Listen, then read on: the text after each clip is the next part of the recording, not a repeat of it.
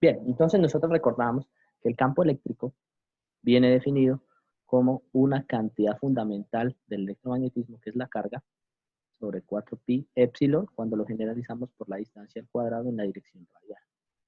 Eso me decía que si yo tengo una carga estática, quieta, alrededor de ella está experimentando una fuerza, ¿cierto?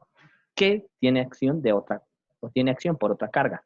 ¿Cuál otra carga? La carga que se encuentra en el punto en donde quiero medir, supongamos este. Esta carga de test está acá. Y como nosotros suponemos que cualquier cosa tiene carga eléctrica, pues efectivamente nuestro procedimiento se cumple. Si la carga se empieza a mover, es decir, si en un determinado delta de tiempo la carga se movió de un punto 1 a un punto 2, quedó un espacio vacío, es decir, desapareció de acá y apareció acá. Eso quiere decir que hubo una variación de carga, que si es lógicamente en el tiempo reemplazada por otra carga que llegó de forma externa. A este punto pues, podría mantenerse constante. Ese movimiento de la carga que tiene que de todas maneras tener una velocidad, ¿cierto? Nosotros experimentamos, ¿listo? Una serie de fenómenos. Primer fenómeno, el campo eléctrico, que es la fuerza que ustedes tenían aquí, se ve afectada por el ambiente. ¿Cuál ambiente? Por la carga que estaba acá, miren. El punto se mantiene constante. Sin embargo, la carga se movió de un punto al otro. ¿Eso qué quiere decir? Que mi nuevo campo eléctrico se vio afectado. Y si mi nuevo campo eléctrico se vio afectado fue por el tiempo que demoró y por la variación de la carga. Si eso es cierto, esto quiere decir que hay un fenómeno que no hemos tenido en cuenta. Bien, y otra particularidad. Recuerden, por ejemplo, cuando nosotros hacíamos el campo de una línea infinita de carga, la carga únicamente. Nosotros decíamos que el campo de la línea infinita de carga era totalmente radial en coordenadas cilíndricas. ¿Qué ocurriría si en un determinado momento a otro esta lámina se mueve de un punto a otro? La carga que significa esa lámina se mueve de un punto a otro en un delta de tiempo. Pues resulta y pasa que hay una parte, una componente perpendicular que empieza a aparecer y que nosotros no estamos observando. Y ustedes dirán, ¿cómo es una componente perpendicular? Sí.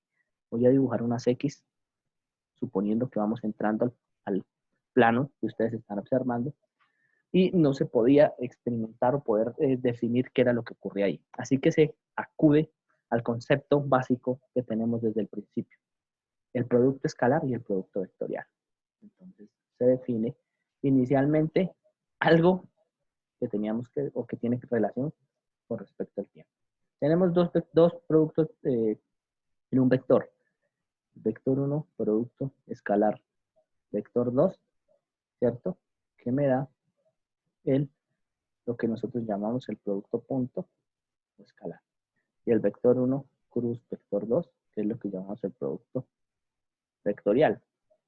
Entonces, es de aclarar que el segundo me da un vector que es perpendicular a los dos vectores, y el otro es vector al punto. Observemos el fenómeno. Supongamos que la carga está en la posición número 3 ahora. Se movió a la posición número 3 en otro delta de tiempo. Una vez que la carga se movió en un delta de 3, recuerden que si se está moviendo en un espacio. Es decir, la carga hizo este movimiento, ejecutó este movimiento en 2 veces el delta de tiempo. Si la carga se mueve o se desplaza, pues su campo eléctrico se sigue manteniendo. Mírenlo. Supongamos que quiero medir, vamos a colocarnos en un solo punto, y que yo inicialmente quería medir el campo eléctrico en este punto. El campo eléctrico en este punto, de forma inicial, era este vector. En el segundo instante de tiempo, se convierte en este vector. Y en el tercer instante de tiempo, se convierte en este vector. Así que nosotros fácilmente lo que podemos decir es, pues fácil, este es el vector R en la posición 1, R en la posición 2, R en la posición 3, y calcular sus campos eléctricos. No tenemos ningún inconveniente. Sabemos que el campo eléctrico va en la dirección del vector R. Sin embargo, aparece una fuerza perpendicular que es, un valor que es perpendicular al movimiento que ejecutó la carga.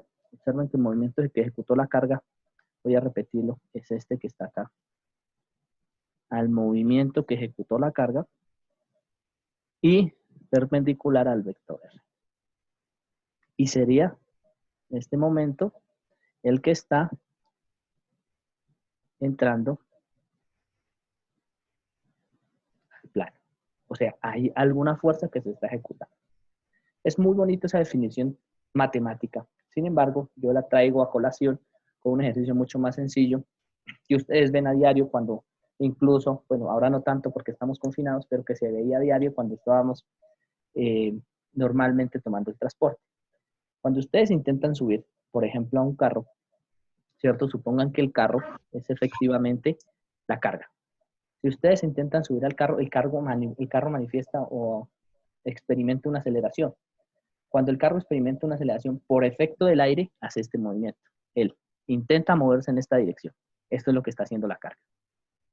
¿Listo? En un delta de tiempo y la carga empieza a variar. ¿Por qué? Si yo supongo que no hay cómo reemplazarla, la carga se desplazó de acá, del punto 1 al punto 2, al punto 3 y al punto 4. Entonces, si yo no tengo cómo moverla, pues van a efectivamente encontrar ustedes que no es reemplazable. Tenemos un delta de carga en un determinado delta de tiempo. A esa primera definición la vamos a llamar corriente. ¿Listo? Se le da su nombre, pues porque quien estudió esto muchísimo fue Ampère.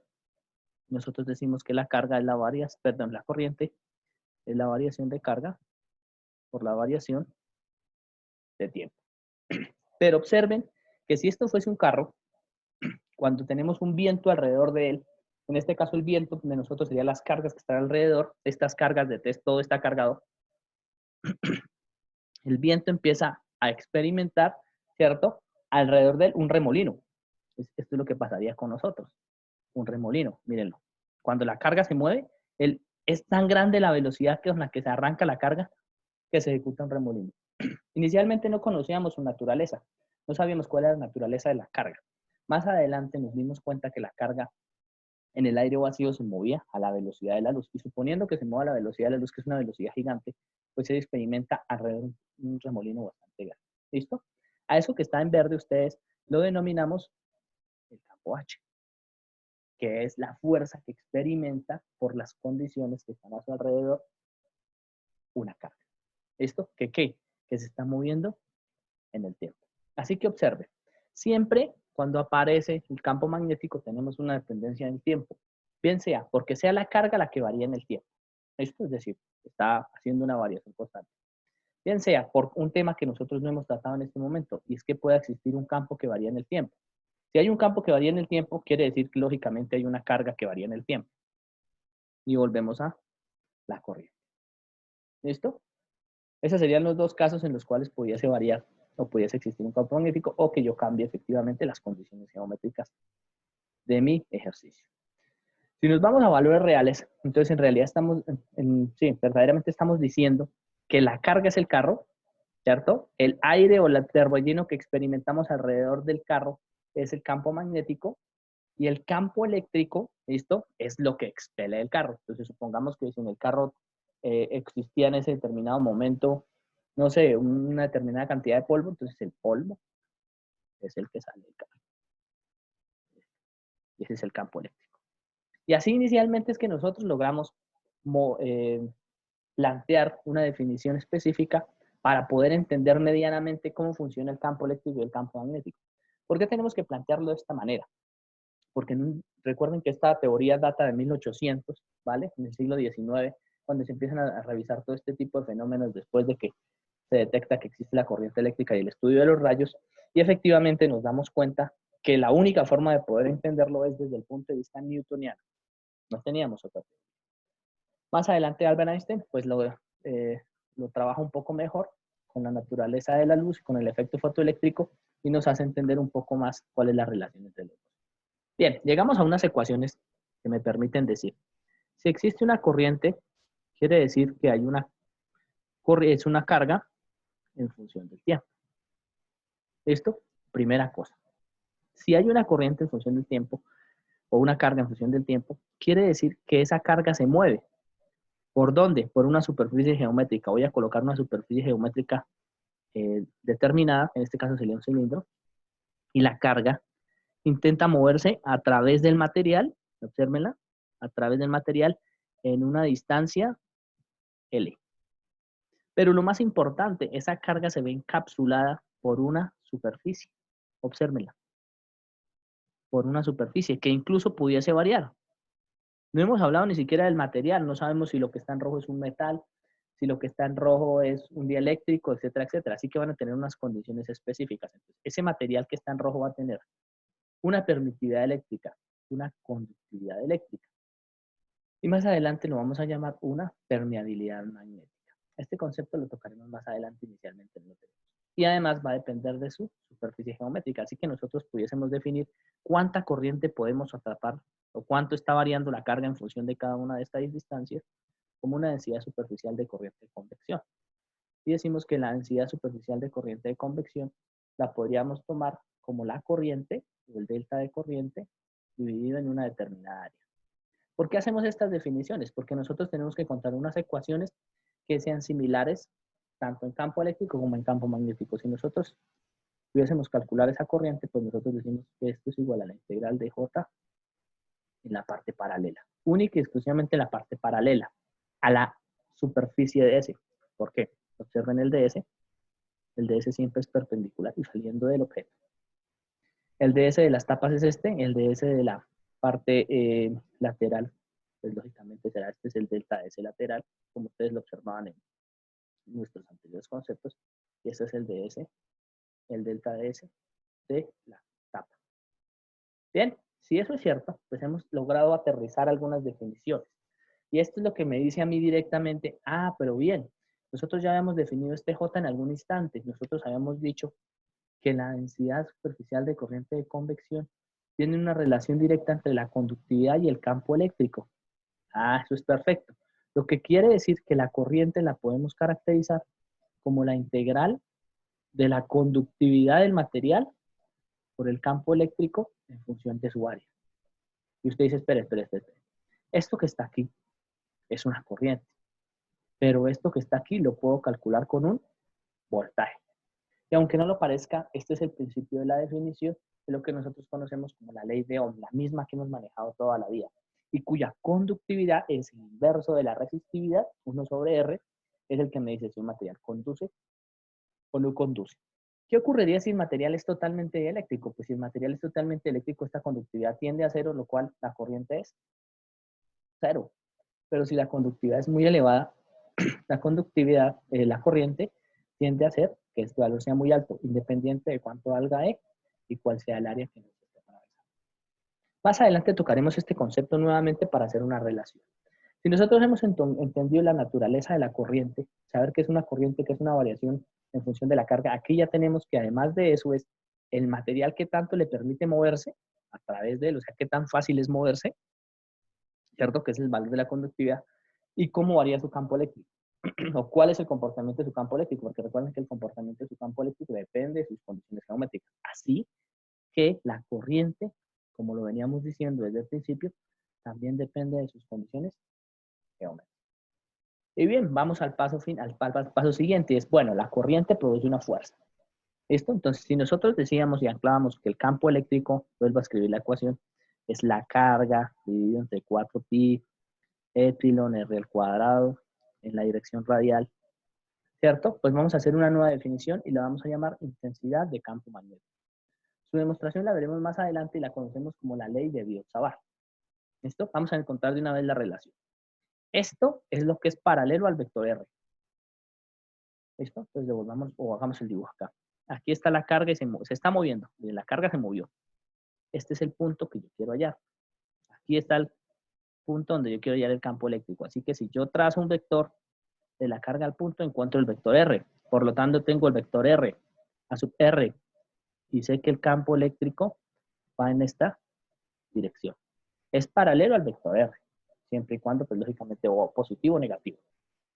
Y existe una fuerza alterna que es perpendicular, porque no tengo como más. ¿Perpendicular a quién? Al movimiento de la carga. Miren, aquí se movió la carga y al vector R.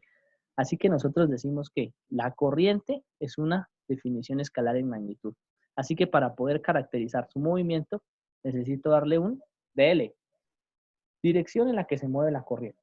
Bien, entonces esto es I y esto es el DL. La dirección en la que se movió. Producto cruz, el punto que quiero hallar. El punto de la corriente al punto. Bien, entonces recuerden, de la corriente que la tenemos que tomar o asumir como puntual, no es de la carga, es de la corriente que se logró en el movimiento de estos dos, vector a sub R. Y mantenemos nuestro valor de 4pi por R al cuadrado. Aunque ustedes no lo crean, como la corriente ya tenía en cuenta la conductividad y tenía en cuenta el campo eléctrico, no tenemos ninguna constante que aparezca inicialmente afectando la intensidad de campo magnético. Esto que ustedes observan acá sin demostración se conoce como la ley de Biot-Savart.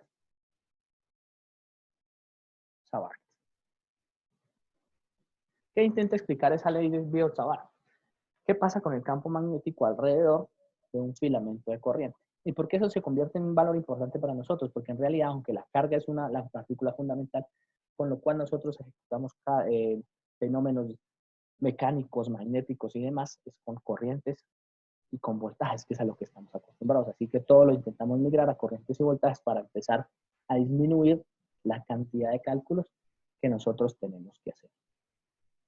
¿Hasta ahí alguna duda? Bien, entonces, la ley de Biot-Savart, vamos a caracterizarla, tiene una dificultad adicional a la ley pues, de Coulomb sobre la carga o a la intensidad de campo eléctrico. Y es que el H siempre me pide o me solicita realizar un producto sobre una constante 4pi por R al cuadrado. Y ustedes recuerdan, pues ese producto cruz es lo que nosotros conocemos como la regla de la mano derecha. La regla de la mano derecha siempre me dice, coloque los dedos, ¿cierto? La punta de los dedos en la posición, esto en la que arranca inicial, en este caso sería en donde está el DL, y apúntelo o haga el movimiento con la regla de la mano derecha hacia donde está, ¿cierto? El A sub R. Entonces, él hace el movimiento hacia donde está la sub R y hacia donde me quede el dedo pulgar, en mi caso, va a ser saliendo de la página que se simboliza como un círculo, pues yo pudiese calcular ese producto cruz. Sin embargo, esto era muy bueno al inicio de los tiempos cuando lo utilizábamos en fluidos. Esta es teoría de fluidos, de estática, dinámica, todo lo que tiene que ver con ingeniería mecánica. Pero nosotros tenemos una forma más sencilla de calcularla y más certera. Y es que gracias a este valor de la matemática vectorial, nosotros sabemos que I de L, ¿cierto?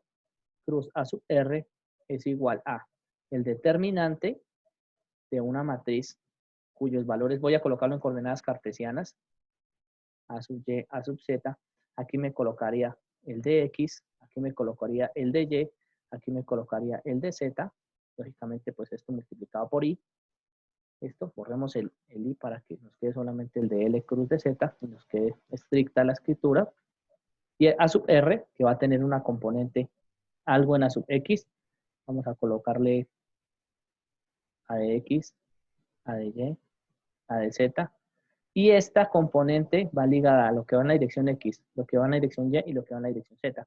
Además, una particularidad, tiene un orden. Miren, observen este orden.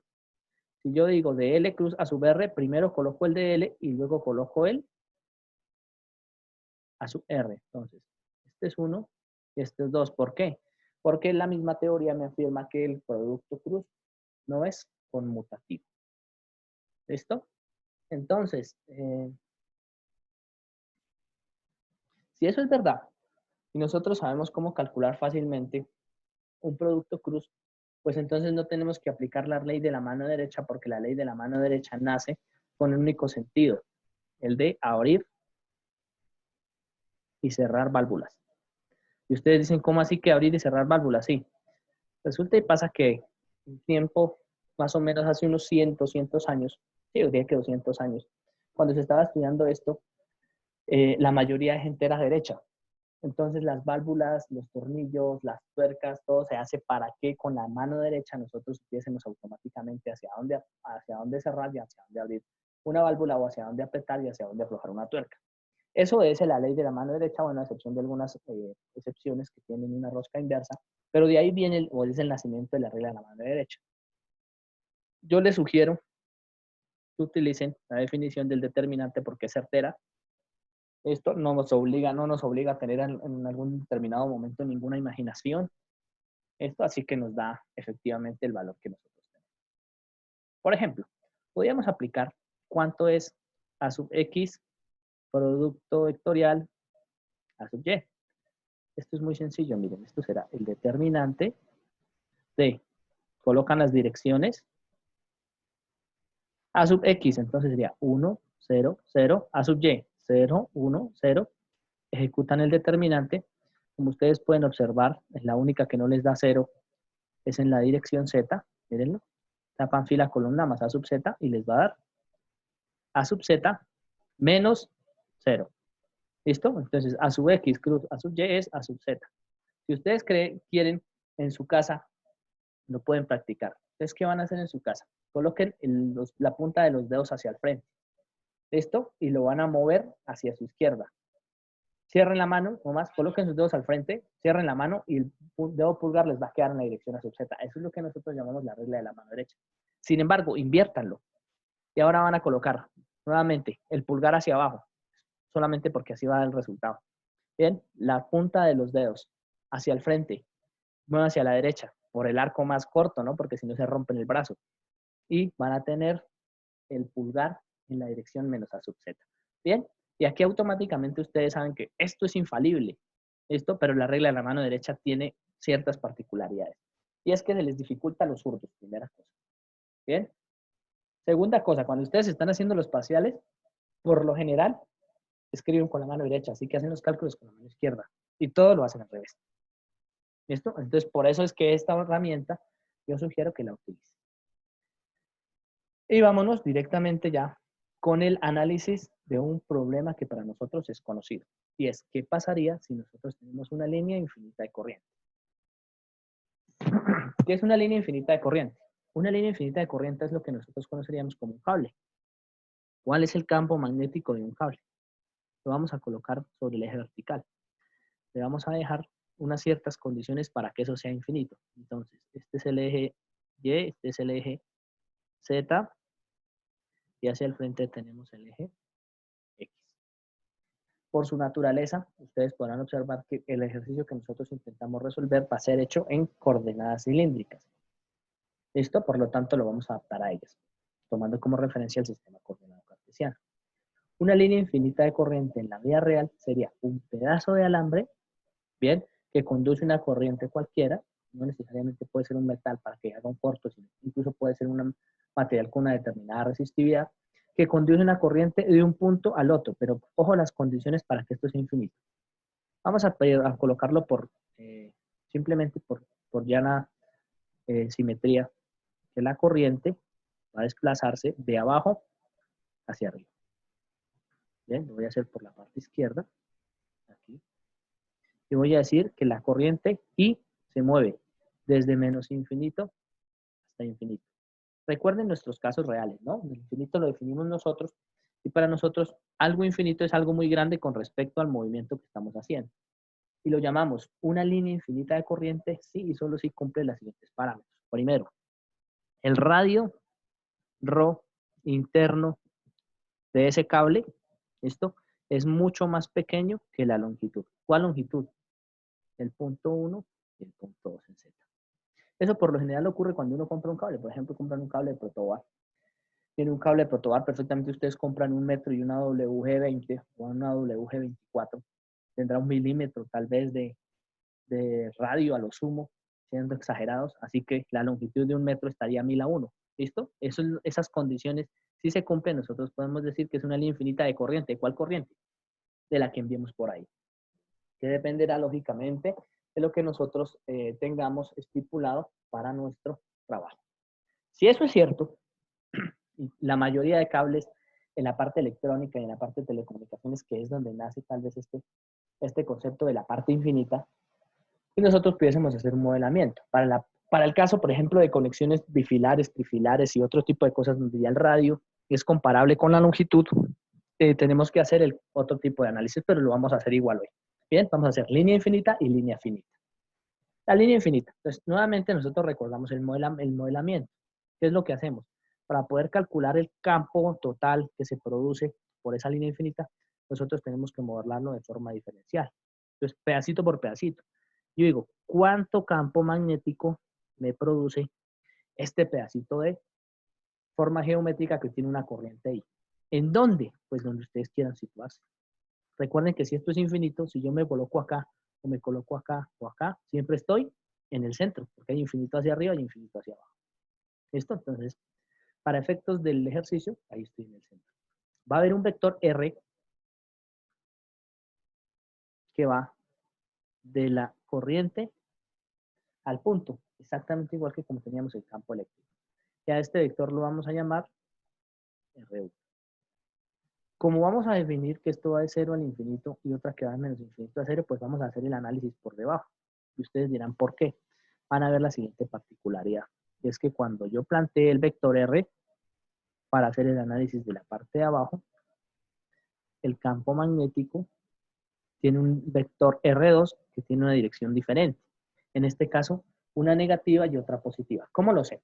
Descompongan el vector R1 en sus componentes de, ojo, porque esto lo vamos a tener muy claro, de cilíndricas, un cilindrio, por obvias razones, y se descompondría de la carga al punto. Si yo necesito el vector es el vector bajando más el vector a la derecha para R1. Si yo necesito R2 es el vector subiendo más el vector a la derecha. Luego, empiezo a mover cada uno de esos puntos que están morados, integro sobre esa dirección. ¿Cuál dirección es la que necesito integrar? DZ, es la única dirección que tengo, no hay X, no hay Y, no hay nada, y llego al resultado. Entonces, si nosotros caracterizamos de forma real cuál es ese valor, ustedes se van a dar cuenta que esto vale. Subiendo, vale un valor Z. ¿En dónde? En la dirección Z. Bajando, vale un valor menos Z. ¿En dónde? En la dirección Z. Por eso debemos dividirlo en dos. Y a la derecha siempre es ρ en la dirección ρ, no importa si voy en el vector R1 o el vector R2. ¿Qué es lo que estoy diciendo? Que lo más difícil de esta ecuación, que era calcular, mírenlo, I por dl, que en este caso es dz, producto cruz a sub r, que no lo hemos calculado, esto, lo vamos a dividir en dos, será a sub r1, dividido entre 4pi por r1 al cuadrado. Lo más difícil de calcular, o lo único que necesito en este momento es el R1, casi que lo tengo específico. Entonces, si ustedes colocan esto, inmediatamente pueden decir, si yo descompongo el de H1 y descompongo el de H2, yo digo que el campo magnético será la suma de los dos, de H1 más de H2, como vectores. Y si eso es cierto, pues fácilmente yo lo único que tengo que hallar es R1 y R2. El vector R1 viene caracterizado como menos z en la dirección a sub z, más ρ en la dirección a sub ρ. Y el vector R2 viene caracterizado como z sub z más ρ a sub ρ. Es importante destacar que el vector que nosotros acabamos de graficar en verde tiene unos límites, que es R2, que va entre menos infinito a 0. Mientras que el vector que nosotros tenemos en rojo va a ir de 0 al infinito. ¿Vale? Son dos límites diferentes, por lo tanto son dos fenómenos diferentes. Y que vamos a resolver arrancando por R1. Bien, entonces lo que nos proponemos es calcular DH1. DH1 viene determinado como I de Z. ¿Por qué de Z? Porque el de L era la dirección de la corriente. En este caso es la dirección Z. ¿Listo? Y por la cual vamos a integrar. Producto cruz A sub R1. Pero A sub R1 lo voy a caracterizar como R1 menos Z más ρ a sub ρ. Perdón que me falta un pedazo. Menos Z en la dirección a sub Z más ρ en la dirección A sub rho, dividido en su magnitud. Recuerden que un vector unitario es A sub R, es R sobre la magnitud de R. ¿Listo? Entonces aquí me va a quedar 4pi. La magnitud del vector R1 es, lógicamente, raíz cuadrada de rho cuadrado más z cuadrado. Entonces me va a quedar rho cuadrado más z al cuadrado elevado al cuadrado más el 1 que está aquí es elevado al cubo en del mismo modo que me dio en campo eléctrico, elevado a la 3 medios, elevado al cubo pero en raíz cuadrada. ¿Listo? Si eso es cierto, lo primero que yo debo hacer para continuar con mi cálculo es el producto cruz. Primer paso, producto cruz. Entonces, eso me va a quedar el determinante de solo el producto cruz, por favor. A sub rho, coordenadas cilíndricas. A sub phi, A sub z. El primer vector, I de z, o sea que tiene 0 en rho, 0 en phi, e I de z en la dirección z. ¿Listo? Tal vez aquí en nuestra notación vectorial me comí la dirección. Aquí esto en la dirección z. Esto en la dirección z. ¿Vale? Es un error mío. Y ya lo tenía inherente. I de z. Bien. El segundo vector es el color. Menos z y rho a sub rho. Entonces, en la dirección rho va rho. En la dirección phi no tiene. Y en la dirección z, menos z. Y el resultado será, entonces, con colores. Lo que va en rho, en amarillo, que será la multiplicación de este menos la multiplicación de este. 0 en la dirección a sub rho. ¿Lo observan? 0 por menos z, menos 0 por i de z. Menos por la notación del determinante. Menos lo que va en la dirección a sub phi. ¿Qué sería? Phi la columna multiplican en cruz. Entonces, rho, perdón, 0 por menos z, 0, menos rho por i por dz.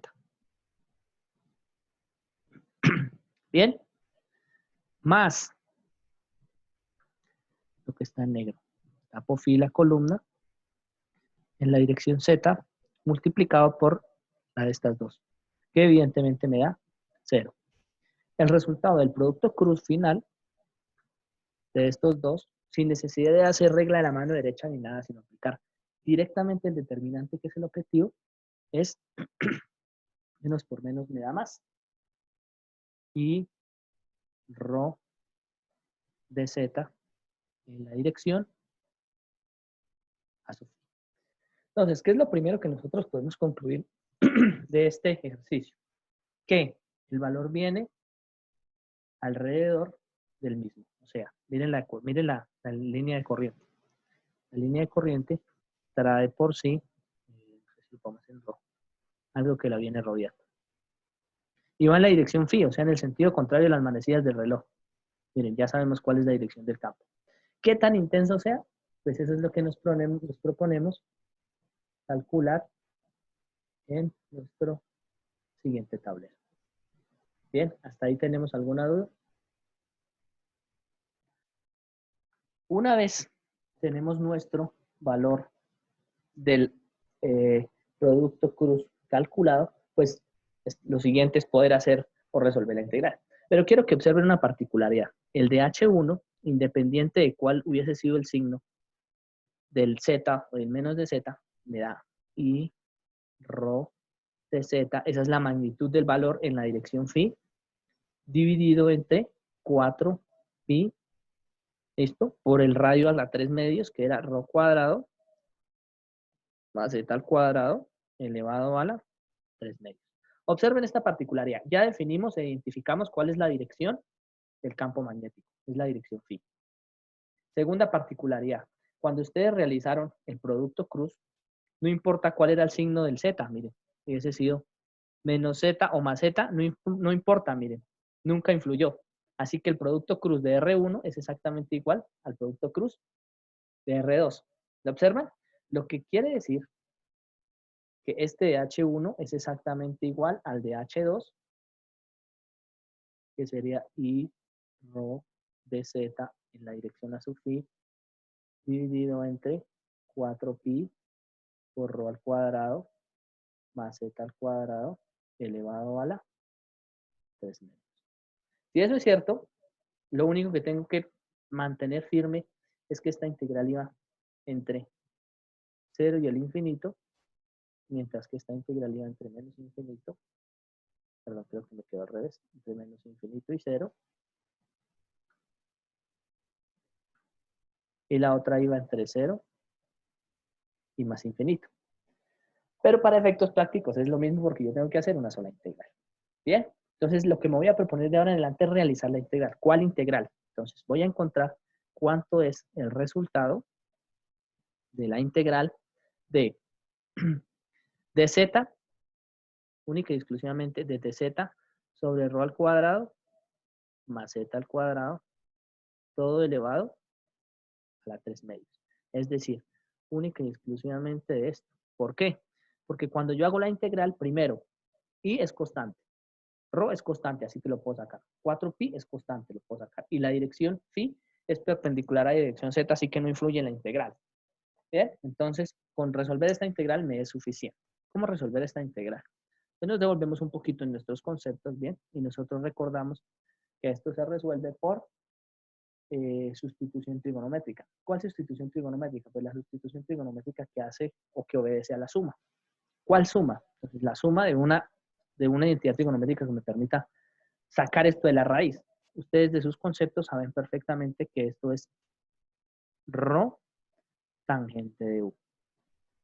Y ustedes, ¿pero por qué? Pues hagamos el de z, ya les explico por qué. El de z me da rho secante al cuadrado de u por du.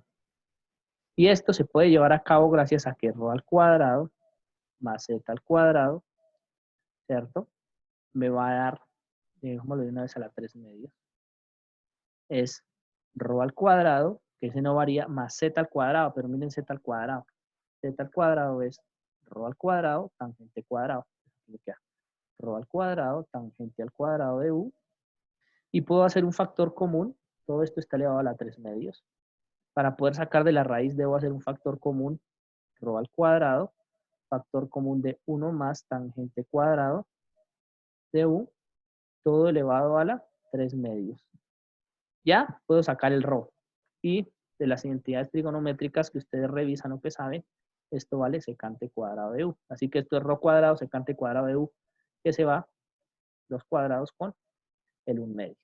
Así que esta integral se convierte en la integral de dz, que es rho secante cuadrado de u por du,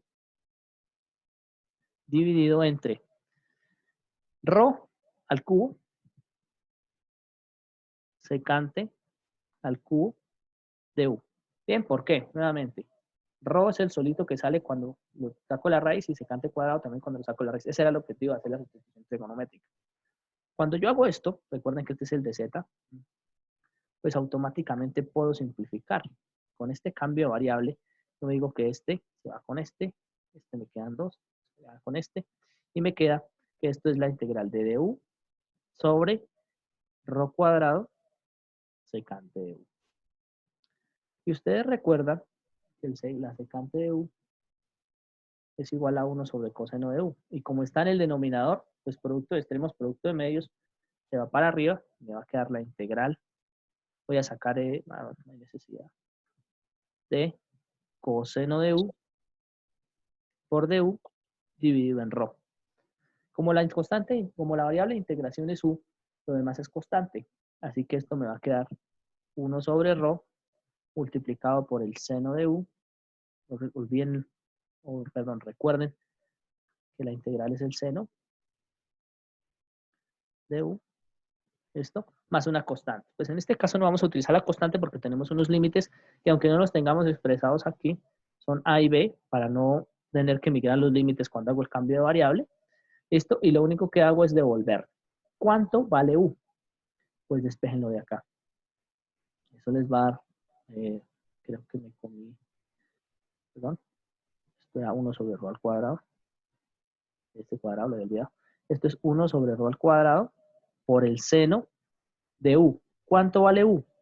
Si ustedes despejan u de la variable original para que volvamos a quedar en unidades de z, esto les va a dar tangente a la menos 1 de z sobre ρ.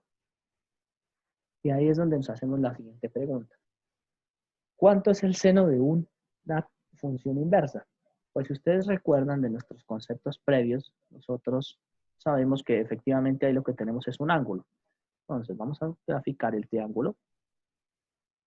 Y ustedes perfectamente saben que esto es un triángulo rectángulo, cuyo ángulo vale tangente a la menos 1 de z sobre ρ. Y uno siempre se pregunta, pues ¿cómo me saco ese triángulo de encima? Pues fácil, coloco la función de la función inversa,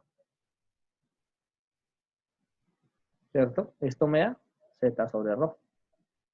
En ese triángulo, la tangente es, ¿cierto?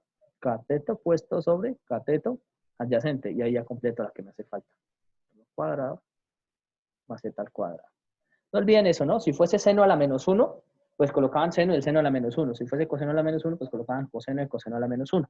Y una vez tienen definido este triángulo, pueden sacar cualquier función trigonométrica. O sea, para mi caso, el seno de la tangente a la menos 1 de z sobre ρ es la definición del seno, que es z sobre cateto opuesto sobre hipotenusa. Raíz cuadrada de ρ cuadrado más z al cuadrado. Y ya tengo la integral.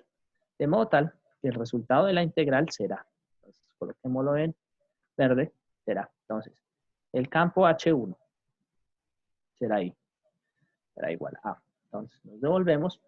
Yo calculé, recuerden, solo la integral de lo que está en verde. Entonces, I por ρ sobre 4pi por la integral. I por ρ sobre 4pi por la integral. Y la integral me da 1 sobre ρ cuadrado por el seno de la tangente a la menos 1. Entonces me da 1 sobre ρ al cuadrado por el seno de la tangente a la menos 1, que es el que acabamos de hallar, es decir, por z sobre raíz cuadrada de ρ al cuadrado más z al cuadrado, o si quieren colocarlo como a la 1 medio, como ustedes quieran. Y ejecuto mis simplificaciones, bien. H1 igual a I sobre 4pi ρ, por la simplificación que hice, multiplicado por z dividido entre la raíz cuadrada de ρ al cuadrado más z al cuadrado. En todo caso, tienen que también estar muy atentos a cuando resuelven este problema, porque aquí no he puesto los límites. Entonces, si yo dije que era H1, ustedes se vuelven a la presentación original y dicen, bien, H1 va entre 0 y el infinito. Bien, si H1 va entre 0 y el infinito, pues ustedes solamente reemplazan entre 0 y el infinito. Pero resulta y pasa que H2 me da el mismo resultado porque era el mismo valor. Y H2 va entre menos infinito y 0. Y como el H es la suma de los dos, pues yo perfectamente pudiese decir que el resultado H es la misma integral, pero cambiando los límites sobre 4pi ρ multiplicado por z. Voy a dejar aquí unos espacios porque por conveniencia, sobre raíz cuadrada de ρ al cuadrado más z al cuadrado, bien, evaluado entre menos infinito y el infinito. Bien, ¿cómo resolver esa parte? Pues lo único que tengo que hacer yo es aplicar, ¿cierto?, la integral impropia. La integral impropia me dice el límite de cuando z tiende a infinito para la de arriba, y eso significa dividir sobre la mayor potencia. Para mi caso, en este caso, pues la mayor potencia es z. En todo, recuerden, en todo el polinomio, y como aquí está dentro de la raíz, pues la raíz de z cuadrado es z, entonces cuando lo meta dentro de la raíz va a quedar z cuadrado, por eso es la mayor potencia no es z cuadrado, es la raíz de z al cuadrado, y ustedes anulan. Cualquier número dividido entre infinito, pues me da 0, así que este se anula. Y aquí me queda y sobre 4 pi rho. No olvidar la dirección. Esto es a sub phi, esto es a sub phi, esto es a sub phi. Esto, y sobre 4 pi rho multiplicado por, cuando vale infinito, entonces esto me da 1 sobre 1, 1. Y este me da 1 sobre 1, 1. Bien. Cuando vale menos infinito, ojo con esto, cuando vale menos infinito, menos 1, y aquí sí pues no pasa nada porque es un valor al cuadrado, lo que quiere decir que este valor o este límite me va 2. Este límite vale 2. Esto, y conclusión, esto es i sobre 4 pi rho, bien, multiplicado por 2 en la dirección a sub phi, o el resultado clásico que ustedes conocen para el campo de una línea infinita de corriente, que es i sobre 2 pi rho en la dirección a sub phi. Y tienen el campo magnético de una línea infinita de corriente, que es totalmente diferente a una línea infinita de carga, no lo olviden, ¿no? Cuando es de carga, la carga está estática, está quieta. Cuando es de corriente, la carga tuvo una variación dentro del material y se empezó a desplazar en la distancia y lógicamente empezó a tener una variación con respecto al tiempo si hay una forma de poder reemplazarla. Supongan ahora que a ese mismo ejercicio que nosotros tenemos ahí, en lugar de haber hecho la línea infinita de corriente, ahora la queremos hacer como línea finita. Entonces, la característica de una línea finita sería, lo único que cambiaría en esa integral serían los límites. ¿Qué es lo importante de ahí? Pues que nosotros tenemos que establecer una referencia, porque nosotros partimos de que ese era el centro. Nosotros lo hacíamos entre menos infinito y 0, que sería entre A y 0, esto que puede ser incluso cualquier punto, y luego entre 0 y B. Entonces, miremos las particularidades del ejercicio. Si ustedes colocaran una línea finita, a este valor lo vamos a llamar B, y a este valor lo vamos a llamar A. ¿Dónde quieren hallar el campo magnético? Bueno, yo supongo, lo voy a colocar fuera de la línea de simetría, y supongan que lo quiero hallar acá. Esto es lo que yo llamo el 0. Entonces, yo haría una integral entre A y 0, y otra integral entre 0 y B. ¿Lo observan? Y lógico, aquí pues no importa en dónde esté, cuando tengan estos dos signos inversos, porque este va subiendo y este va bajando, se van a cancelar y va a sobrevivir única y exclusivamente lo que debe a la línea finita. Así que me voy a aprovechar de ese resultado. Digo, el campo magnético de una línea finita va a ser igual a I sobre 4 pi rho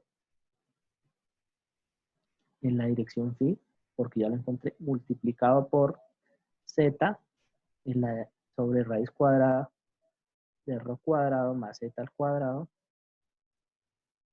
y evaluado entre A y B. Si eso es cierto, que está evaluado entre A y B, pues sencillamente yo lo que digo, hago el reemplazo directo y voy a darme cuenta que esto es I sobre 4 pi rho en la dirección a sub phi multiplicado por D sobre rho al cuadrado más D al cuadrado en raíz menos A sobre rho al cuadrado más A al cuadrado y ya está. Esto yo siempre voy a conocer A y B, no me interesa ni siquiera dónde está el punto. ¿Lo ven?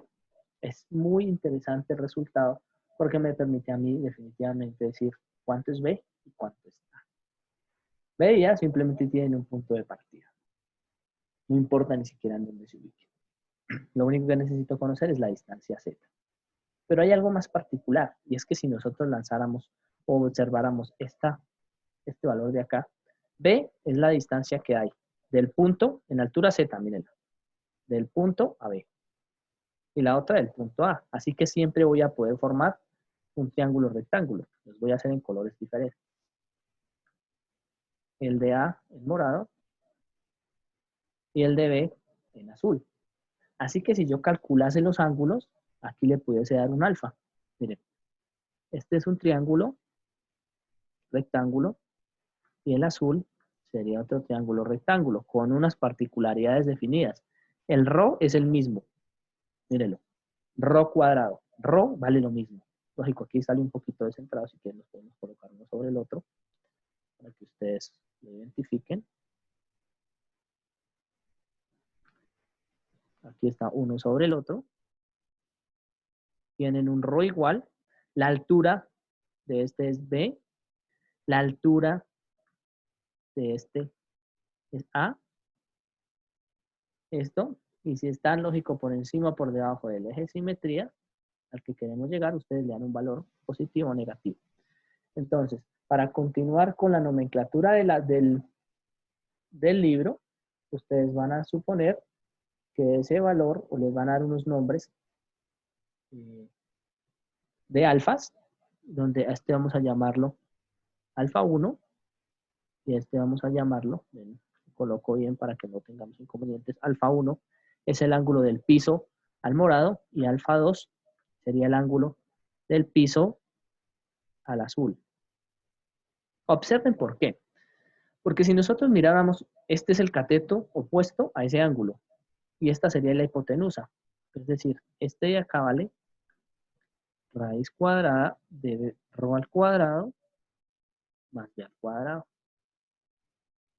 Este de acá, está acá, vale raíz cuadrada de ρ al cuadrado más a al cuadrado. Así que yo pudiese caracterizar esto y decir que h debería ser igual a i sobre 4pi ρ en la dirección a su phi multiplicado por, entonces observen, cateto opuesto sobre hipotenusa, seno de alfa 2. Observen este, cateto opuesto del triángulo pequeño sobre hipotenusa, menos seno de alfa 1. Y obtendría automáticamente que con solo encontrar estos ángulos yo pudiese calcular de forma inmediata cuánto es el campo magnético de una línea finita. Que al final pudiese ser interesante calcular, por ejemplo, si alfa 2 es muy grande, por ejemplo, si B está en el infinito y hasta en el infinito alfa 2, ¿vale? O tiene un valor, uno tiene un valor de 180 y el otro tiene un valor de 90. Súper interesante el resultado. Bien, si ustedes lo calculan incluso para el valor del infinito, que sería, vamos a hacerlo acá de una vez ya que va a quedar grabado. Cuando esto se haga infinito, esto tiende a volverse un ángulo recto. Y el del otro también tiende a volverse un ángulo recto. Recuerden que el ángulo tiene que ver acá, o sea que uno es 90 y el otro es menos 90. Lo que está por encima del eje de simetría es positivo y lo que está por debajo del eje de simetría es negativo. Bien, entonces 90 menos 90, esto, entonces aquí me da 1 menos 1, sale el 2, donde estábamos el famoso i sobre 2 pi ρ, para dar una línea infinita, para que lo tengan en cuenta. Bien, como una demostración de que efectivamente también funciona. Y vamos a hacer un ejercicio típico de los que están en el libro. Entonces voy a intentar buscar uno del libro y lo planteamos con unas ligeras variaciones para que lógicamente no quede igual y que quede algo diferente. Supongan ustedes que tenemos una línea o líneas finitas de corriente o semi-infinitas, donde vamos a tener, voy a hacerlo la misma orientación que tenemos en el libro, pero con diferentes valores. En mi eje X, en mi eje Y y en mi eje Z. Bien. Dos líneas de corriente. Una línea de corriente que va desde el eje X a 0 y una línea de corriente que va desde el eje Z a 0. ¿Bien? Cosa tal que si ustedes formaran un plano, les daría esto. Supongan que la corriente, esos son dos conductores, no importa si son metales, si lo que transita por ahí es una resistencia, también va a haber una corriente, etcétera, etcétera. Vamos a intentar hallar el campo eléctrico en el punto X igual a 5. Esto, Z igual a 5. ¿Por qué? Por facilidad de cálculo. ¿Listo? Entonces, tenemos en este momento un ángulo definido. Bien, este valor vale 5 en A sub X, 5 en A sub Y. Voy a extender los valores para que no se nos confunda. Esto va entre menos infinito y 0. Y la otra línea, vamos a cambiarla de color, va sobre el eje Z, va entre 0 y el infinito. Pregunta número 1. Calcular el campo H en el punto. Para poder calcular el campo H en el punto, debo poder calcular cuánto es el campo H debido a la línea 1 más cuánto es el campo H por sus colores debido a la línea 2. Bien, pero nosotros acabamos de despejar el resultado en el cual el de una línea finita necesita unos ángulos. Así que voy a colocar el eje en la gráfica en 2D. Entonces, ¿cuál es el eje que me interesa? Me interesa X de infinito a 0.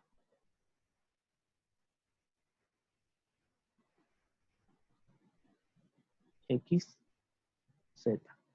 Entonces, viene una línea de infinito a 0.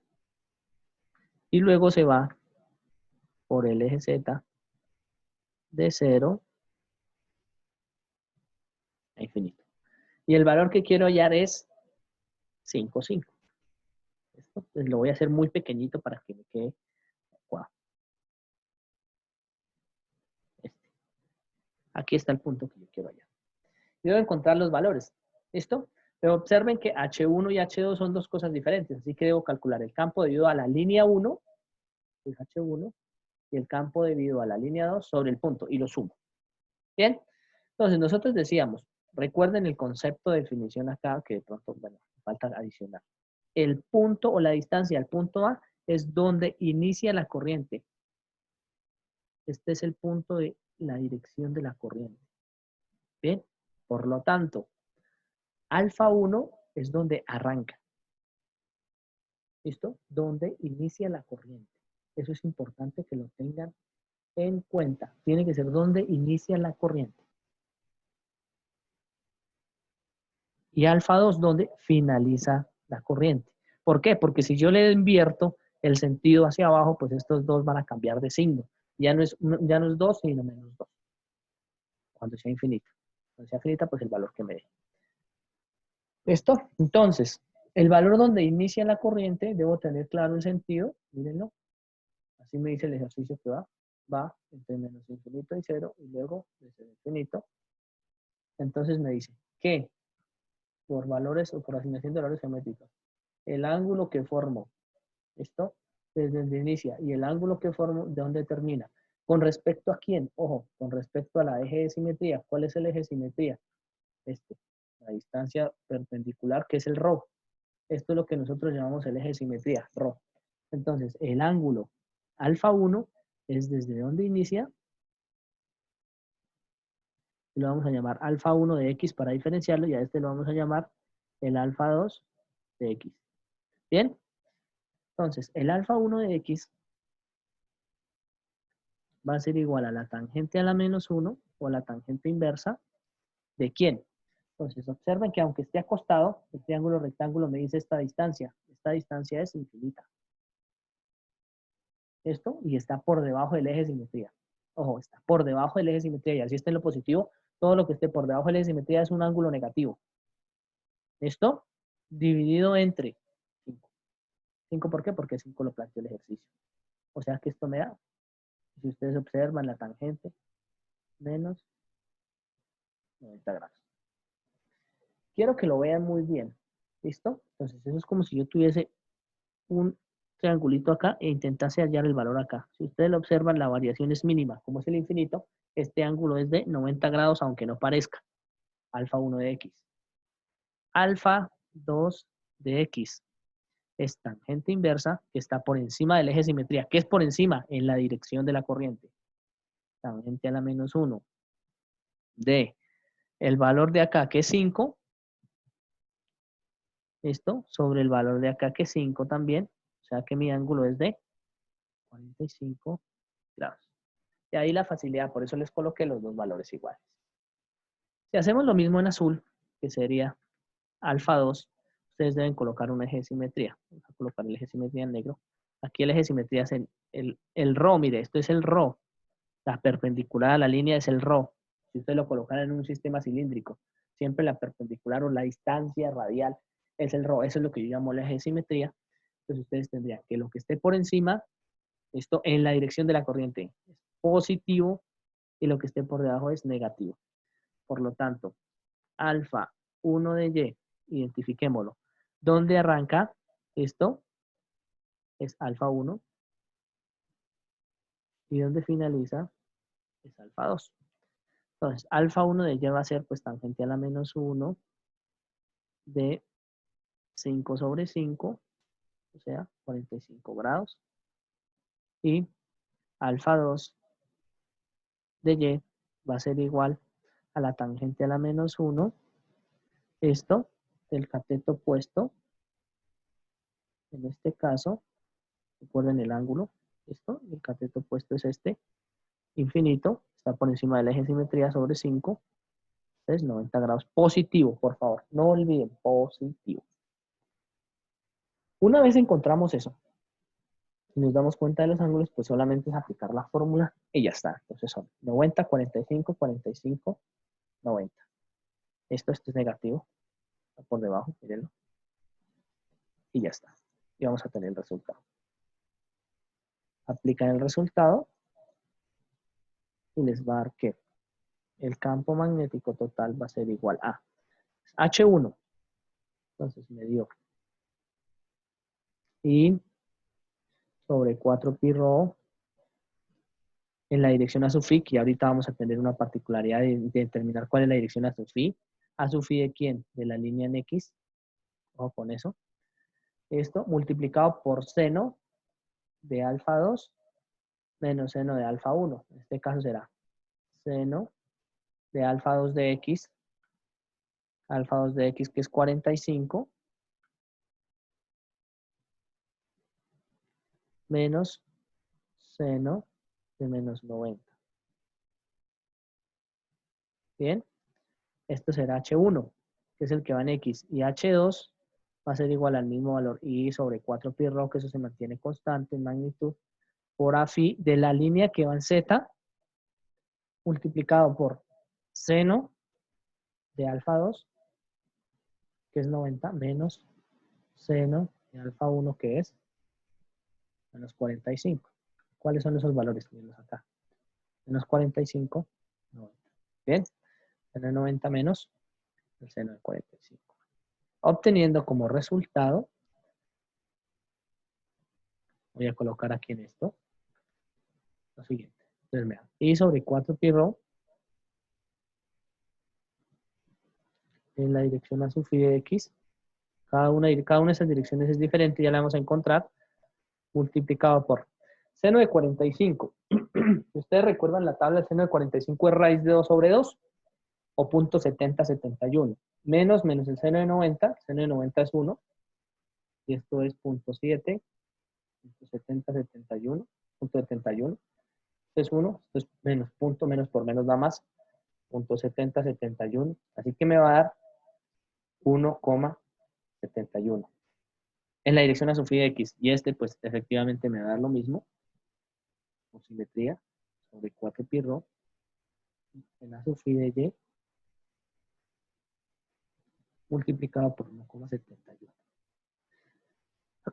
El valor que me dé igual obedece única y exclusivamente a que ese 1,71 o a que las condiciones de simetría pues era 5 en el eje X y 5 en el eje Z. Si hubiese dado, por ejemplo, 5 en uno, 4 en el otro, o 3 y 2, pues los resultados habían sido en uno, por ejemplo, 1,9 y en el otro 0,7. ¿Qué es lo importante destacar? Y quiero que se den cuenta de esto. Nunca les va a dar más de 2, porque 2 es el límite. 2 es lo que me daba cuando daba una línea infinita. Entonces, si usted le llega a dar un ejercicio de una vez más de 2, el ejercicio está mal. ¿Claro está ahí? Además, esto es el seno de un ángulo variante menos 1 y 1. ¿Listo? Entonces, ahí está la explicación. de modo tal que el H total será, entonces, un valor de H1 en la dirección a sub phi de X, que es lo importante, más un valor de H2 en la dirección a sub phi de Y, que es lo importante. Ustedes dicen, ¿cómo así? ¿Pero phi no es phi? No. Observen el ejercicio. Aquí tenemos un phi. Nosotros dijimos que la dirección phi es la que va girando alrededor. ¿Esto? Entonces, si este va así, este va girando alrededor, mírenlo. Este es el phi. Pero el phi, cuando cambia de dirección, es este. Bien, así que en un eje X, Y, Z, ¿cómo hago para poder entender eso? Es entrando, es saliendo. ¿Qué es lo que podría hacer? Pues recuerden que nosotros tenemos que ubicarnos en el punto. Miren el punto en donde está. Entonces, si el campo magnético viene en este sentido, obsérvelo, cuando llegue al punto, viene entrando a la página. ¿Qué dirección entra a la página? Pues si nosotros definimos que este era Y, esto va en la dirección menos A sub Y. Pero cuando viene en esta dirección, obsérvelo, va subiendo en Z, también viene, o viene entrando o viene saliendo, viene también entrando, así que resulta también esto que van paralelos, es decir, en este punto, solamente en un punto específico, las dos flechas vienen entrando al tablero a lo que estamos viendo en este momento. Si nosotros definimos que mi dirección Y es positiva, listo, hacia el frente, pues ahí viene en menos A sub Y, en ese ejercicio. ¿Bien? Por lo tanto, esto me va a dar H1, esto que sería esa magnitud, voy a colocarla de una vez para que me quede el resultado, me va a dar I sobre 4 pi rho en la dirección A sub Y por 1,71 más la misma I sobre 4 pi rho multiplicado por 1,71 en la dirección A sub Y. Ah, y ahora sí las puedo sumar, de modo tal que esto me va a dar 3,42 veces la corriente dividido entre 4 pi rho en la dirección A. Si eso es cierto, pues nosotros acabamos de encontrar que el resultado de este ejercicio H en ese punto es la suma de los valores. Si hubiésemos colocado la corriente bajando y el punto analizar en ese mismo sitio, ustedes hubiesen podido observar esto, que el valor nos hubiese dado saliendo de la página. Y ahí en lugar de sumarlos hubiésemos tenido que restar. Bien, está ahí.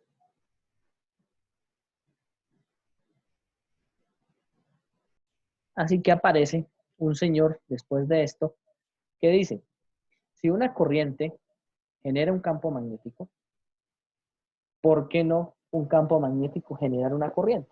Y sí, tienes razón, esto obedecía a la ley de acción y reacción que había planteado Newton desde el principio y que decía que cualquier cosa que, o sea, si yo ejecutaba una fuerza sobre una pared, el muro ejecutaba una fuerza en la misma magnitud, pero en diferente dirección que la que yo había hecho. Así que esto también era aplicable para acá. Entonces me preguntaba, ¿cómo hago para calcular una corriente en función de un campo magnético? Señor Ampere se pone a practicar y se pone a modelar todo esto y encuentra que es posible detectar una corriente en función de un campo magnético. Esto más adelante, en su momento, pues tal vez no era muy, no se le había dado mucha importancia, ¿bien? Porque no habíamos encontrado una relación mecánica-eléctrica en ese instante. Después se hace una relación mecánica-eléctrica y pues nosotros sabemos que mecánicamente somos capaces de generar un campo magnético y ese campo magnético convertirse en una corriente para darle paso a los generadores eléctricos y después nosotros ser capaces también de lograr encontrar, por ejemplo, en el término de las telecomunicaciones, que es nuestro interés o el interés de ustedes, encontrar una fácil transmisión a través de una antena por efectos resonantes. Con la mínima energía puede enviar una señal a una gran distancia, ¿cierto? El primero de ellos, el primero que lo hace y el primero que intenta caracterizar todo esto, se conoce como el señor Ampere. Y a él obedecemos el valor o la magnitud de la corriente. Entonces, como no lo hemos mencionado, las unidades de campo magnético siempre serán amperio por metro. ¿Esto? O ampere metro. Si eso es cierto, quiere decir que si yo multiplicase por alguna especie de longitud, yo pudiese encontrar la ley de Ampere. Es que decía Ampere. Ampere decía, nosotros tenemos esta forma, no importa cuál sea, ¿cierto? Esa es la forma del material. Y el material siempre intenta, ¿cierto?, que la carga varíe y se desplace por esa área. ¿Por cuál área? Por la que tenga que parar esa área. Si yo hago esto, pero al revés, en lugar de encontrar la corriente que se mueve, intentase colocar aquí el campo magnético, y yo pudiese medir ese campo magnético o encerrarlo de algún determinado modo con un material como hicimos con la ley de Gauss, pues yo sería capaz de calcular la corriente eléctrica. Y efectivamente ese concepto funcionó gracias a Gauss. Recuerden que Gauss nos decía lo siguiente, decía la carga que ustedes encierran será igual a la integral cerrada de superficie de la densidad de flujo punto ds. Entonces él dijo, si yo me aprovecho de este concepto y en lugar de hacerlo sobre un d punto ds, porque es una superficie cerrada, yo lo que digo es que necesito encerrarlo por un área, porque el nacimiento de eso era un área. ¿Cómo lo saben? Pues porque nosotros dijimos que la corriente era la integral de la conductividad por el campo eléctrico punto ds. Mírenlo, no está cerrada, no es una integral cerrada de superficie, esta es una integral abierta. Pues lo que yo puedo decir es que yo puedo cerrar una superficie por medio del perímetro. El perímetro encierra la misma superficie, así como el volumen encerraba la misma área. Entonces yo digo, perfecto, lo que quiere decir que la corriente puede ser calculada como la integral cerrada de superficie de h punto de. Esto, o sea, el perímetro, me voy por la longitud, encierro con un aro esa misma superficie, y si yo logro captar cuánto encerré, pues calculo automáticamente la corriente. Pero miren la particularidad, eso me está diciendo que es la integral de nabla del campo eléctrico, perdón, de la conductividad del campo eléctrico. Entonces, es decir, tenemos la misma analogía que teníamos en la carga. En la carga teníamos que la integral cerrada de superficie de d punto ds, ¿cierto?, era igual a la integral de volumen, ¿cierto?, de rho sub b por el dB. Esto no es producto punto, pero es un dB. ¿Listo? Es decir, la superficie cerrada encierra ese volumen. El perímetro encerrado encierra esta área. Y yo puedo encontrar una relación directa. Observen la relación directa. Aquí hay una relación directa entre campo magnético y campo eléctrico que más adelante vamos a analizar de forma estática. ¿Cómo analizar eso? Pues yo recuerdo de la ley de Gauss, efectivamente, que este ejercicio solo funcionaba si habían condiciones simétricas. ¿Cuáles son esas condiciones simétricas? Observen el primer caso. Pues si supongo, ¿cierto?, por ejemplo, que H, ya conozco el H paralelo a el de L, paralelo al movimiento, pues yo automáticamente puedo decir que I va a ser igual a la integral cerrada de superficie de H de L en magnitud. Y si además H no depende de la dirección del movimiento, pues yo puedo decir que I va a ser igual a H por la integral cerrada del de L. Pues resulta y pasa que la integral cerrada del de L es el perímetro. Así que esto se convierte en H por el perímetro con el que estoy encerrando. Y a mí lo que me interesa es observar cuál es el campo magnético, porque yo por lo general puedo medir la corriente. Así que podría decir que H debería ser igual a la corriente por el perímetro. Pero si ustedes ven este ejercicio, yo debería conocer desde el principio cuál es la dirección de H. Si no conozco la dirección, o al menos el comportamiento de H, en magnitud y en dirección, no, ni siquiera magnitud, solo en dirección, no puedo aplicar algo que yo conozco acá como la ley de Ampère. Entonces, la ley de Ampère me dice, sí, yo puedo encontrarla mediante esa definición, pero tengo dos incógnitas. Una, la dirección, esto porque no conozco su simetría, necesito encontrar que es paralelo con el producto punto, y dos, desconozco el H. Y eso aplica única y exclusivamente para cierta cantidad de ejercicios. Nosotros el día de hoy nos vamos a dedicar a hacer un solo ejercicio y después hacer una práctica pequeña en MATLAB. ¿Cuál es ese ejercicio?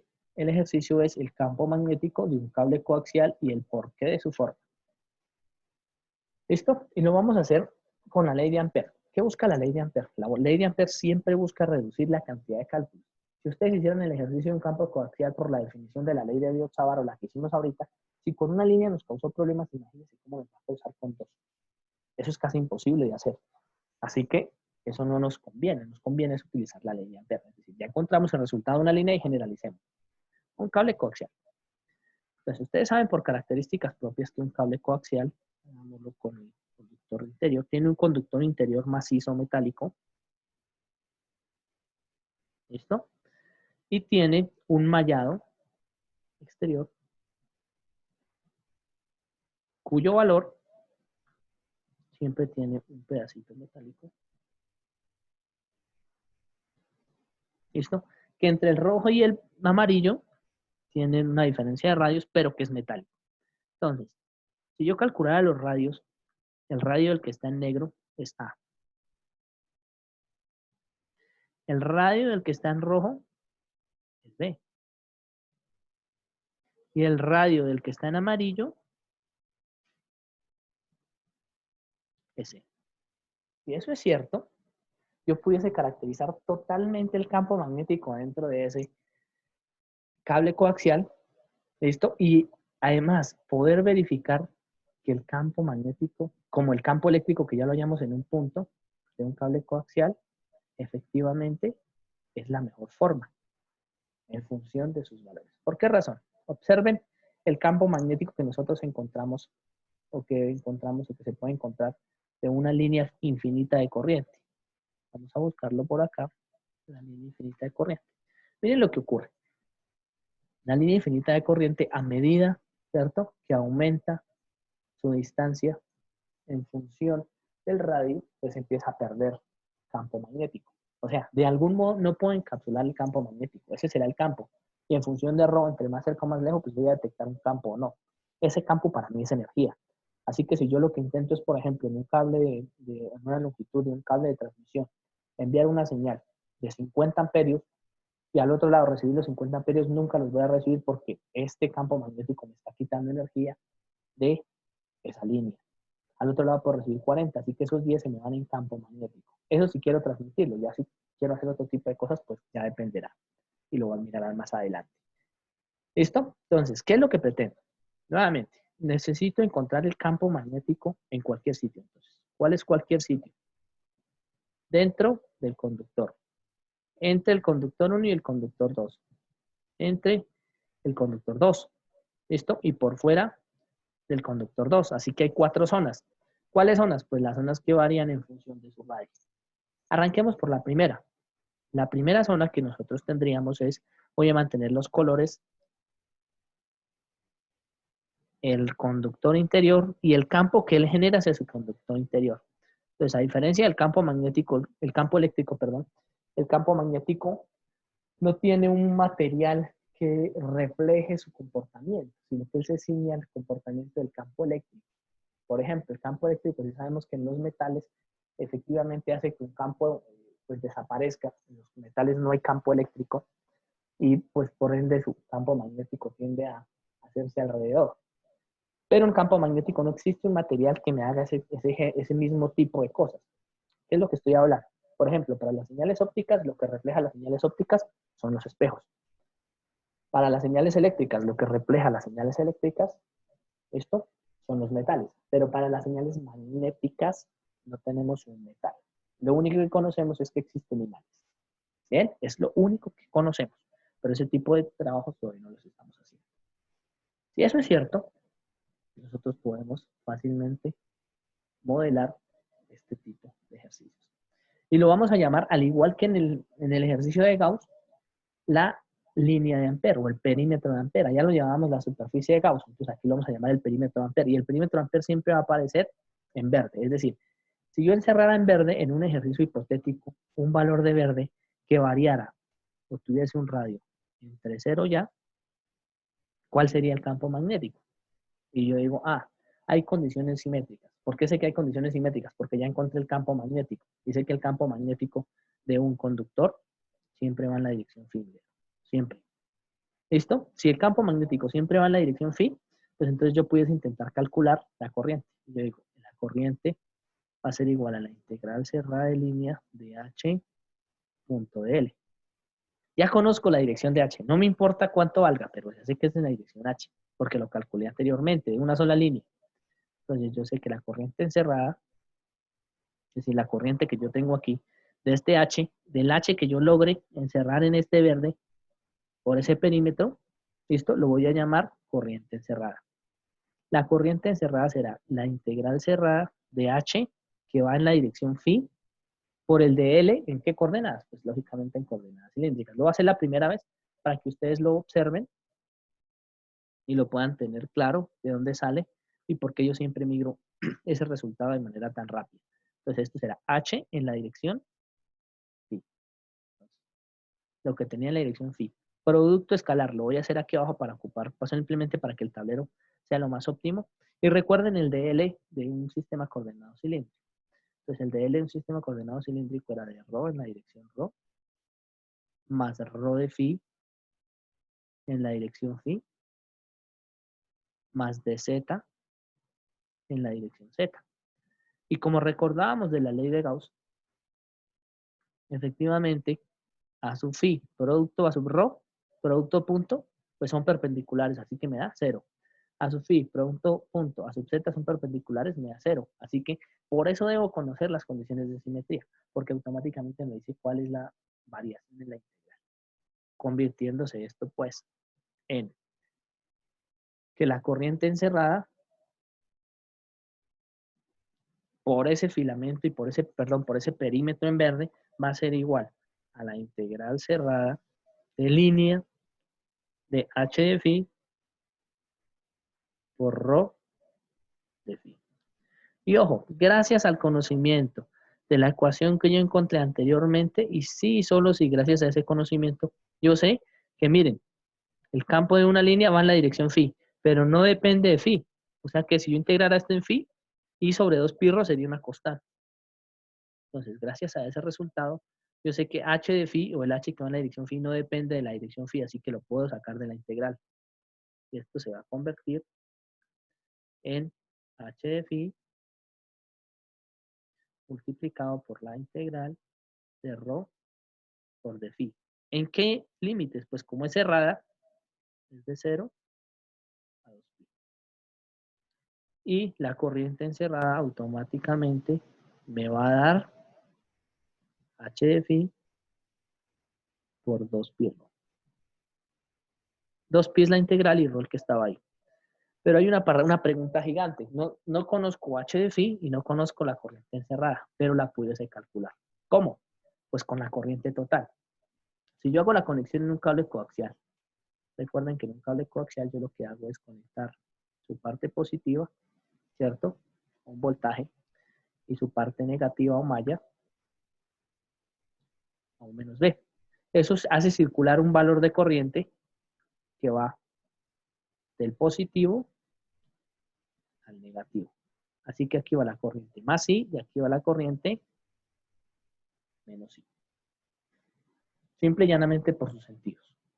Si eso es cierto, quiere decir que esta corriente I fluye por todo el conductor, pero no por ese pedacito, pero yo lo pudiese calcular. ¿Cómo? Sabiendo que la corriente fluye en función de su área. Pónganle cuidado. Yo digo una regla de 3 sencilla. Si la corriente I fluye por el área pi por a al cuadrado, porque es el área de este círculo, pi por a al cuadrado, mírenlo, este es a, y el que está en verde es rho, el color por acá azul, este radio es rho, pues yo diría, entonces ¿cuánto es la corriente encerrada? Pues la que fluye por pi por rho al cuadrado. ¿Cuánto vale la corriente encerrada? Pues hacen la regla de 3 y automáticamente les da que es I multiplicado por pi por rho al cuadrado dividido entre pi por a al cuadrado. Cancelan el pi y automáticamente ustedes se encuentran que la corriente encerrada va a ser igual, un segundo, a I por ρ al cuadrado dividido entre al cuadrado. Probémosla. ¿Qué pasa si ρ vale 0? Pues la corriente es 0, ¿cierto? ¿Qué pasa si ρ vale A? Pues la corriente es I. ¿Listo? Lo que quiere decir que esto está correcto. Por lo tanto, si ya conozco la corriente encerrada, pues despejo H de phi y encuentro automáticamente el resultado. H de phi será igual, es un vector todavía, a la corriente encerrada, que es I rho cuadrado sobre al cuadrado multiplicado por 2pi rho, que es el valor que pasa a dividir. Bien, simplifico y encuentro que el campo magnético dentro de ese conductor será I por rho sobre 2pi por al cuadrado. Bien, ya tengo la primera zona. Eso es solo la primera zona. ¿Qué dificultades encontré? Pues que las tenía que calcular la corriente encerrada y además conocer las condiciones de simetría del ejercicio, pero ya las conozco, así que para las siguientes zonas debería ser mucho más sencillo. Y voy para la zona número 2. Entonces, voy a mantener los colores. La zona número 2 me dice, tengo un conductor que lleva una corriente I. Tengo una malla exterior de radio B. Y quiero un perímetro de amper que rodee entre A y B. Y que establezco sus condiciones. Ah, bien, ahora el ρ va entre A y B. Esto, como ustedes pueden observar, pues aquí es muy fácil detectar que la corriente encerrada, que es lo más difícil de calcular, es igual a la corriente I. ¿Sí? O sea, no toco nada de la parte exterior, obsérvenlo, no alcanzo a tocar la menos I, nunca, pero siempre encierro la I completa, entonces ahí no hay problema. De modo tal que como ya definí que H, pues ya sabemos que H de phi es el valor de la corriente sobre 2pi rho, la corriente encerrada sobre 2pi rho, pues ya la tengo. Y ya sé que esto va en la dirección a su phi. Es decir, este valor es automático, este valor ya lo conocía. El valor de una línea infinita es I sobre 2pi rho. ¿Cómo? Pues H de phi es I sobre su perímetro. Y el perímetro de este círculo en verde, no olviden que el que está en verde es el perímetro de Ampere, el que tiene el radio variable, los otros tienen los radios constantes. Pero independiente de que tengan los radios constantes, pues no está afectando. ¿Qué puede afectar el comportamiento? Pues magnéticamente no puede afectar nada sus cambios de materiales. Eléctricamente sí, porque recuerden ustedes que un cable coaxial real tiene entre la malla, entre el conductor interior y la malla de afuera, una permitividad eléctrica. Por lo general eso es un plástico, un polipropileno, poliestireno, de una constante de permitividad alrededor de 3, así que afectará la parte eléctrica, pero no la parte magnética. ¿Listo? Esa es la segunda zona. La tercera zona, que es un poco particular, va a tener el siguiente comportamiento. Entonces, va a tener un conductor interior, voy a exagerar la malla, ¿vale? Un conductor exterior y exagero la malla para poder observar bien el comportamiento. Y el valor está en medio de los dos. Bueno, entre los dos, entre el rojo y el amarillo. Esta tercera zona es lo que yo llamo ρ entre D y C, es decir, el comportamiento del campo magnético en la malla. Si ustedes observan, la corriente que encierra, la corriente encerrada que tenemos en ese punto, pues va a ser igual a la corriente que va por el negro. Yo encierro la corriente I, que es la que va por este conductor, menos, ¿por qué menos? Porque recuerden del ejercicio, miren, la corriente que va sobre la malla es negativa por su sentido, tiene que entrar y volver para que establezca un flujo, menos la corriente encerrada 2, que es la que fluye entre el rojo y el verde. Eso que estoy subrayando. ¿Esto? ¿Cómo calcular esa corriente encerrada 2? Pues esa corriente encerrada 2 la podemos calcular básicamente con una regla de 3. Entonces, diciendo lo siguiente. Si la corriente I fluye por el área del anillo entre el rojo y el amarillo, lo voy a graficar, ¿cierto? Esa es el área de la corriente número 2, pues entonces yo pudiese calcular ese toroide de la siguiente manera. ¿Cuál es el área que está en azul? El área en azul es el área del amarillo menos el área de rojo. Pues será I por B al cuadrado menos pi por c al cuadrado, que es la externa, menos pi por b al cuadrado. Ese es el área.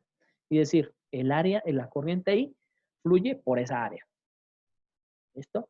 Entonces, la corriente encerrada número 2 debería fluir entre la pi por rho al cuadrado, que es la que está en verde. Recuerden sus radios.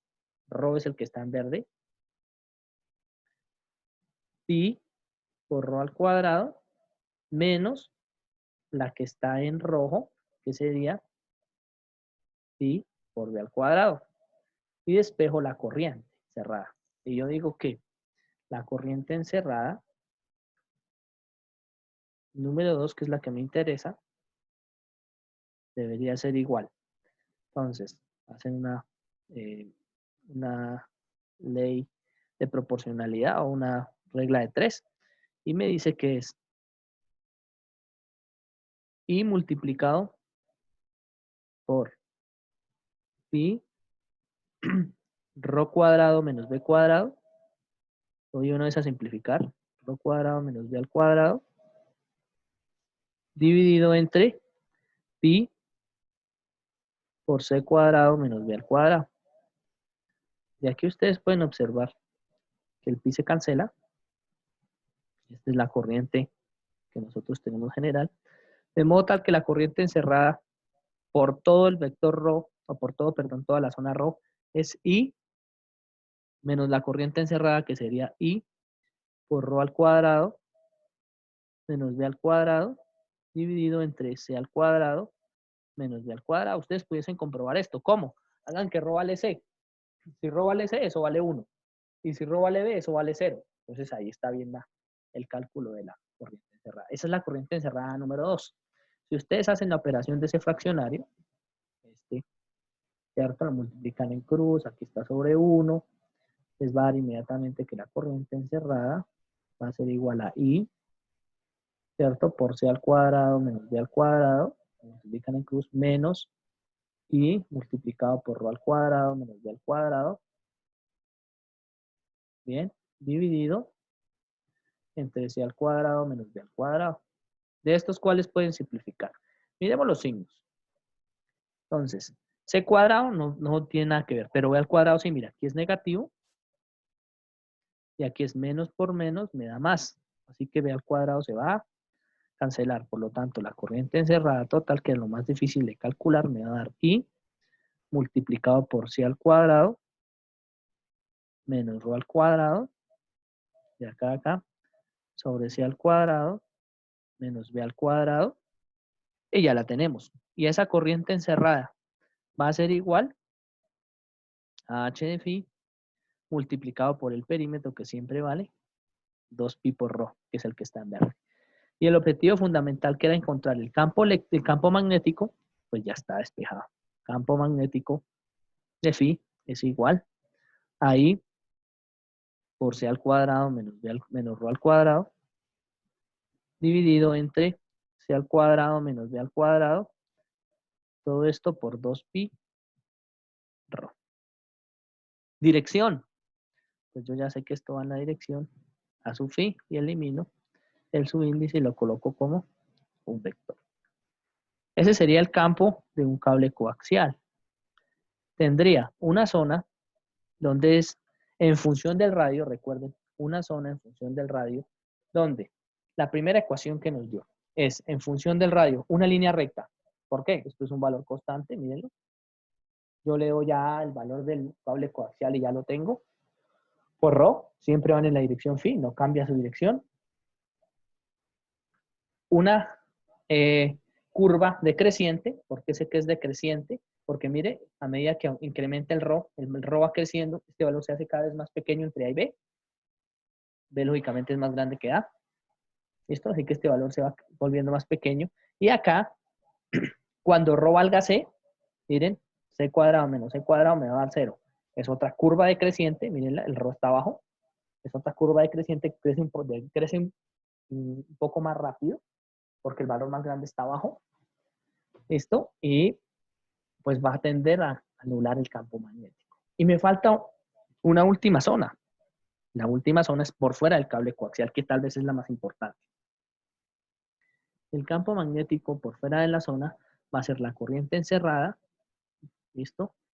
Dividido en el perímetro, que para mi caso, ustedes observen la corriente encerrada, voy a hacer el dibujo. Tengo el conductor interior, el conductor exterior, la malla y el perímetro del amper que yo quiero trabajar. Si eso es cierto, pues la corriente encerrada va a ser igual a I menos I que va por la malla, la del centro, menos la de la malla, así que la corriente encerrada es cero. Por lo tanto, el campo magnético fuera de un cable coaxial de forma ideal es cero. ¿Eso qué significa? Que se convierte en la mejor forma geométrica, ojo porque estamos hablando de cosas geométricas, para poder hacer la conducción de una señal, para poder comunicarse de forma automática con una señal. Si eso es cierto, pues debería ser muy importante para nosotros. Así que lo vamos a caracterizar. Bien, ¿y cómo lo vamos a caracterizar?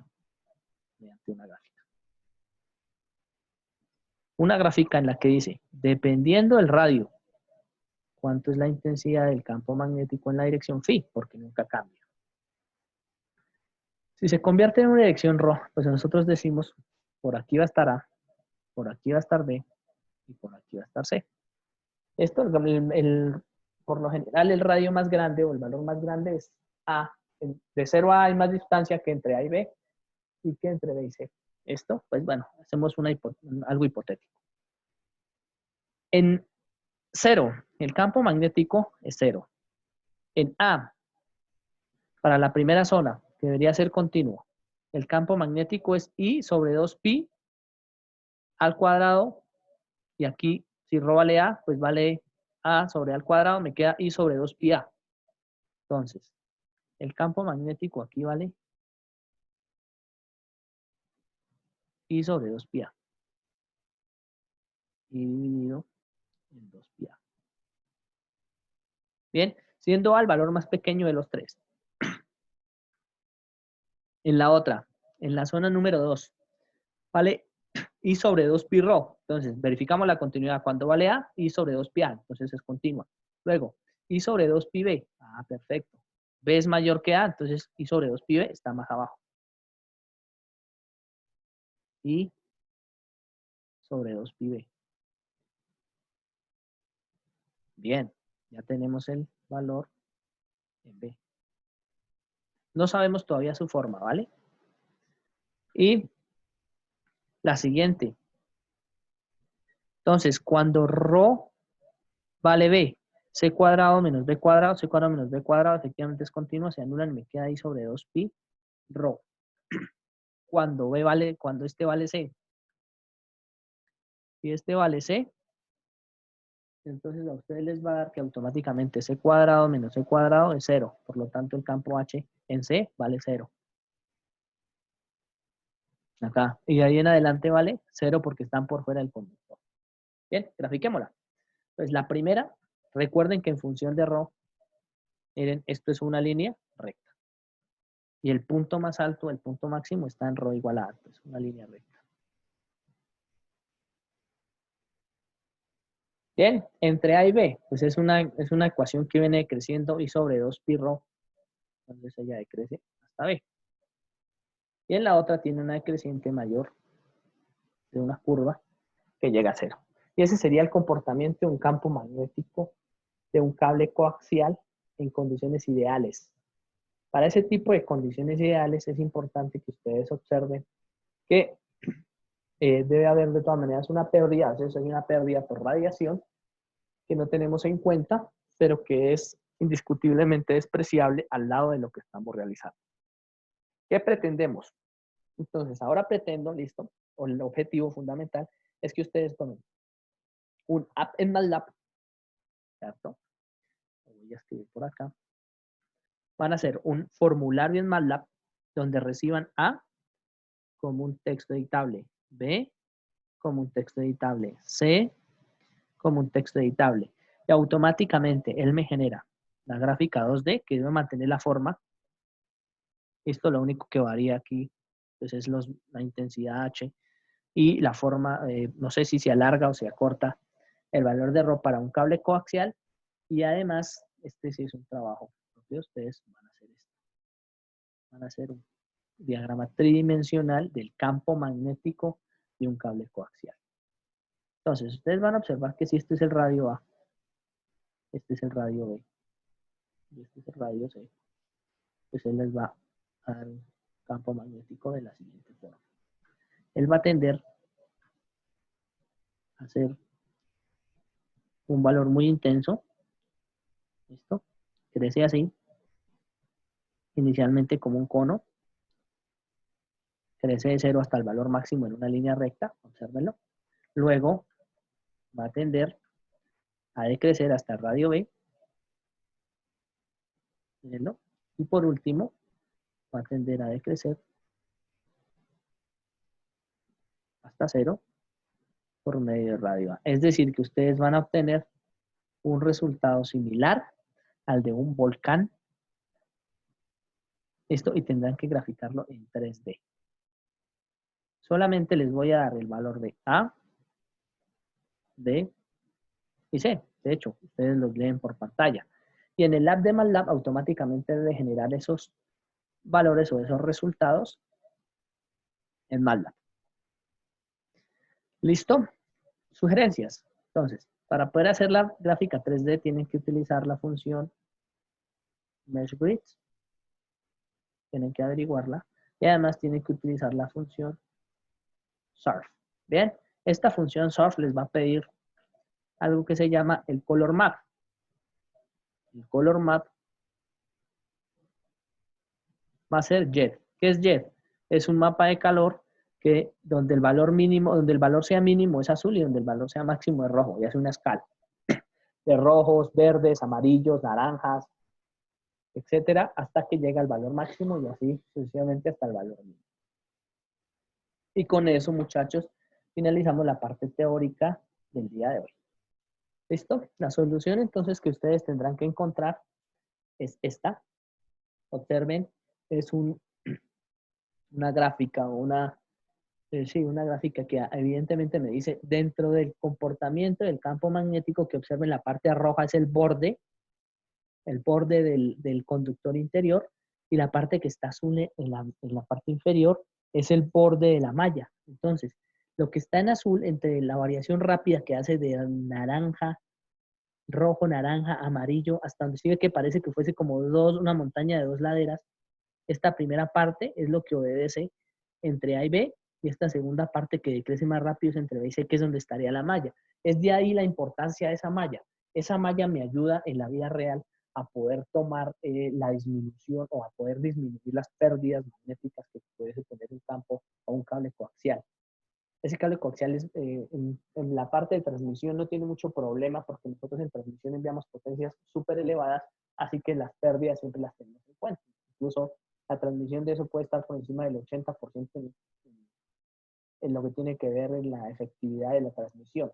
Pero en una línea de transmisión, por ejemplo, un cable de conexión LAN o un cable coaxial que me intenta conectar una casa, una instalación con un determinado punto específico, ustedes saben por defectos que el par trenzado o el cable normal no nos va a dar 15 metros, podemos alcanzar incluso a dar 100 cuando tenemos un par trenzado en 100 metros, pero cuando nosotros tenemos que hacer un enlace mucho más grande de forma alambrada, pues entonces tenemos que acudir al coaxial. El coaxial puede llegarme hasta 1 kilómetro, 5 kilómetros, y sin esas pérdidas evitar que la señal o aceptar que la señal llegue de un punto al otro. ¿Vale? Eso es lo que necesitamos, que la mayoría de pérdidas o disminuir la cantidad de pérdidas solo con su forma geométrica. Ojo, porque no hemos hablado de nada más. Solamente variando su forma geométrica, ustedes son capaces de condensar el campo magnético que observan ahí. Recuerden que el campo eléctrico también ya lo habíamos hallado y el campo eléctrico tiene un comportamiento similar.